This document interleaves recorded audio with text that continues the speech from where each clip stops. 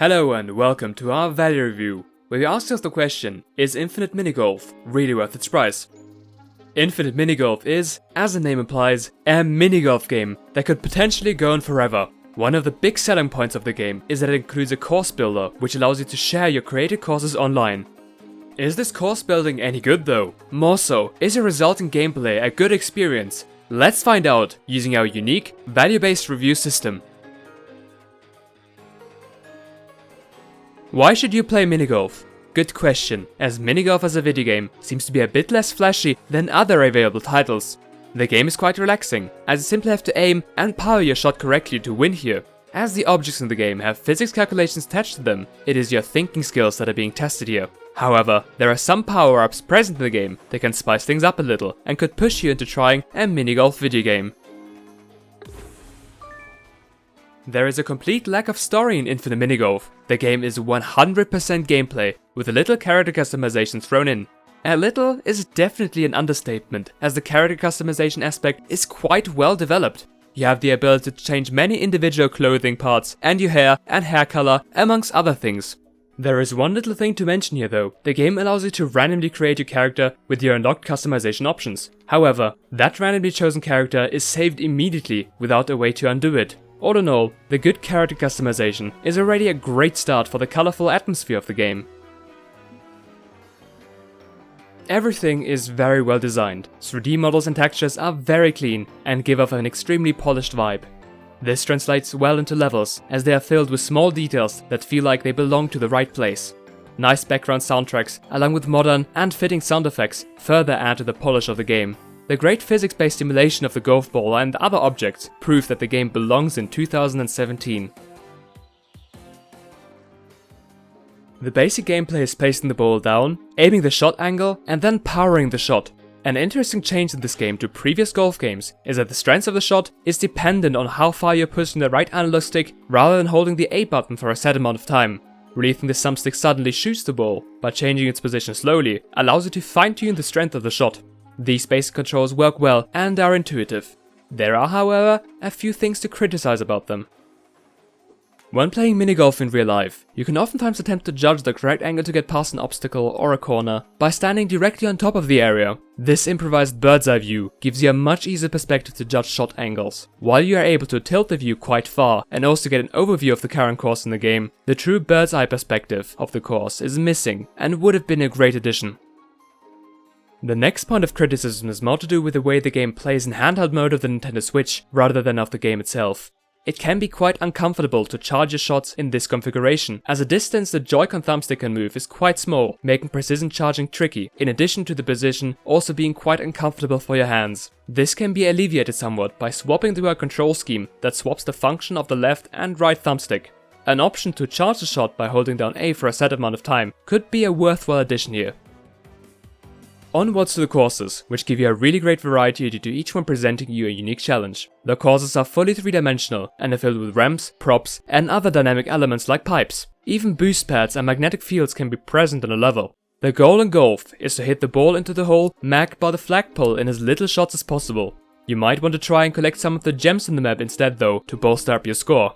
The basic map elements are decent enough to provide interesting levels, but the real fun starts with the power-ups. You can collect those by shooting the golf ball through them. There is quite a few of them, and they have some interesting effects that you can unleash by pressing the A button. The most basic one is the rocket, which simply gives you a huge speed boost in the direction the ball is currently rolling. Then there are some really interesting ones, like a jump or an ability to fly for a short duration. These open up endless possibilities for really interesting challenges created by the users. A point to mention here is that the collection of a power-up can be necessary for the completion of a level. However, if you shoot the ball out of bounds, you will return to the position that you just took the shot from with that power-up missing. This means if you picked it up the shot before, you could be stuck at a position where it is hard to efficiently regain the power-up. We believe that the game should also give you your power-up back if you happen to go off course. The game offers a total of 108 courses built in, spanned over 3 different worlds which contain 4 tournaments each. In a tournament, you face off against other players or bots to perform the best over 9 different courses. Winning a tournament can give you some nice loot, which contains tickets and coins that you can trade in for further customization options. Overall, the game has a nice progression and reward system. The game constantly gives you little missions, like punting a ball for a set distance before getting it into the hole. Their completion nets you coins and tickets and makes you feel rewarded for simply playing a couple of rounds of golf.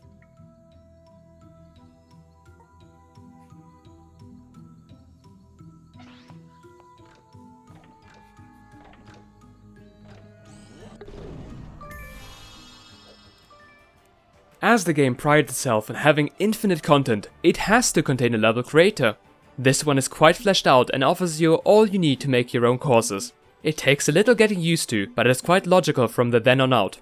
Making good levels requires a lot of thought, but if you are of the creative kind and like building stuff in Minecraft and Super Mario Maker, you could find some great enjoyment here. The physics-based nature of the game also allows you to use its elements in rather unintended ways, if you find a way how. After you are done creating a course, you can upload it and then have other people playing it when they choose either quick play, multiplayer or the level browser.